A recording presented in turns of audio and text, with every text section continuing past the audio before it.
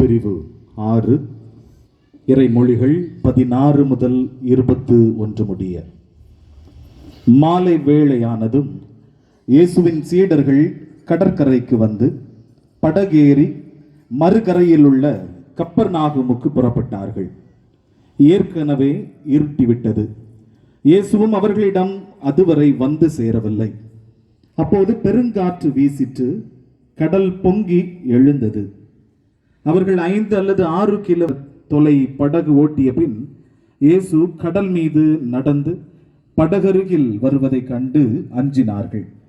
இயேசு அவர்களிடம், நான் தான், அஞ்சாதீர்கள் என்றார். அவர்கள் அவரை படகில் ஏற்றிக்கொண்டு